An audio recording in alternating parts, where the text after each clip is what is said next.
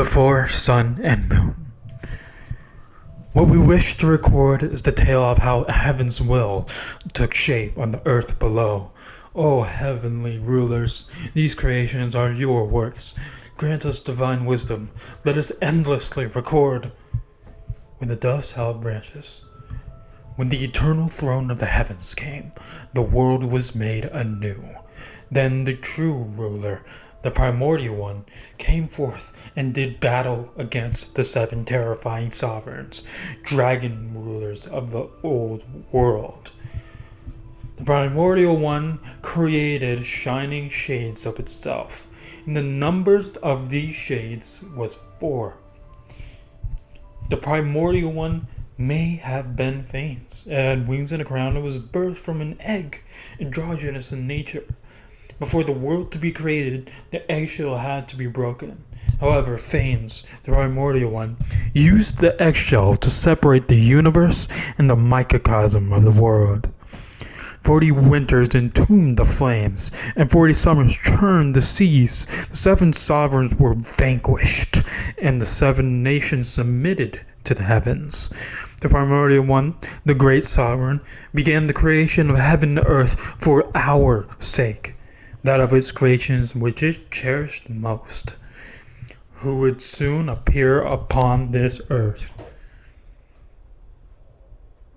The mountains and rivers were made, and the seas and oceans accepted those who rebelled and those who would not kneel. The primordial one, in one of his shades, created the birds of the air, the beasts of the earth, and the fish of the sea. Together, they also created flowers, grass, and trees, before finally creating humans.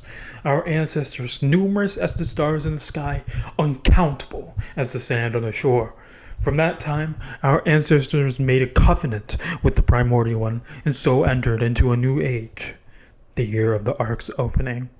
The primordial one had a sacred plan for humans. As long as they were happy, it too rejoiced.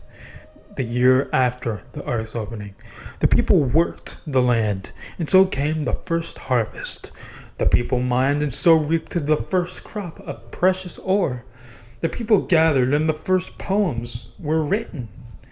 The year of Jubilee. If there was hunger, the heavens would bring down food and rain. If there was poverty, the earth would bring forth its riches. If melancholy were to spread, the heavens would reply with their voices. The one taboo was to succumb to temptation, but the path to temptation had already been sealed. The funerary year.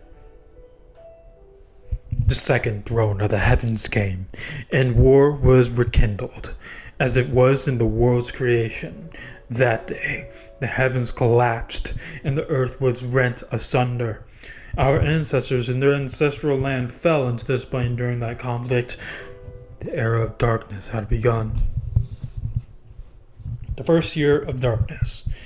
The people of the 7 sovereigns have found refuge in the oceans, and the dragon hares of the depths ruled this particular place, which led to war between them and our ancestors.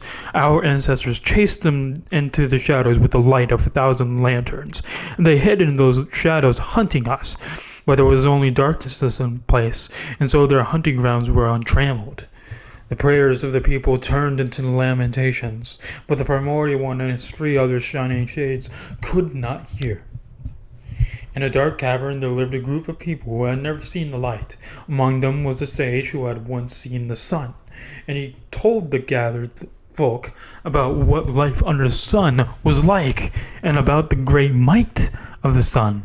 Seeing that they did not comprehend, he lit a torch, and thus did people come to worship the flame, believing it to be the sun. They even got used to a life of darkness and fire. When the sage had died, someone would monopolize the flame. Using it, they would cast a long shadow over the land. The parable of the light-eyed lotus. A lotus that causes all who look upon it to forget their troubles. A ship captain searching for the way back to the surface discovered a tribe of people who ate these lotuses. Some crew members stayed in that place, others rejected that temptation. Life is a boundless ocean of suffering. We are only searching for the way home. Third year of darkness. We knew the only one who had not forsaken us as the ruler of time. She was the moment. She was every moment. She was the measure of 1,000 winds, and the sun and the moon. She was every second of joy, every moment of rage, every instant of longing, every minute of obsession.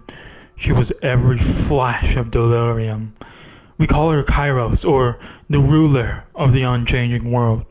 We not speak her true secret name, so I pen it here, only once, and in reverse, Heterotai. The sage Abrax's wisdom was awakened, and he unveiled a light-bringing miracle from within his hands. So our ancestors began to build the Helios, with him as their leader. The year of sight, or the first year of sun and moon. Helios, the divine chariot of the sun, was finally completed. The white night came and Evernight was banished. The years of the sun and moon had begun. The second year of sun and moon. Our ancestors sought the returning way, for surely the war on the surface had ended by then. But the primordial one, the first throne, had laid down a ban, preventing our ancestors from finding the path home. In that case, the primordial one must have defeated the second who came. Abrax was imprisoned by the order of the Sunchild. The Parable of the Tree. The king's gardener and the tree spirit of the royal garden were in love, but the king wished to repair the beams of his pavilion, and so needed to cut down the trees with the most spiritual energy within it. The king was the incarnation of the primordial one, and the gardener could not defy the sovereigns, and so he could only bring his place to the king's priest, who was the incarnation of Tokyo Okumi. The priest had pity on the gardener and said to him, "Go and cut the branches of the spirit tree down." The gardener did so, and afterwards did as the king ordered, cutting the spirit tree itself down.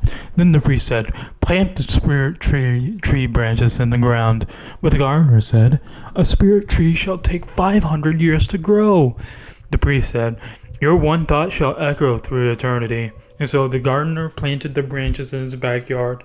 In an instant, the slim branches grew into a new tree, and the new tree spirit was a continuation of the past one, for it is the ruler of moments who is able to take seeds from this moment into the past and the future. The 10th year of sun and moon. Abrax is long gone. The events before the sun and moon have been recorded sufficiently. Well, if I did not dare to write things down just as they happened, how could I consider myself a scribe of Tokyo Okami? Hark! I hear armor without. Here I shall stop my writing.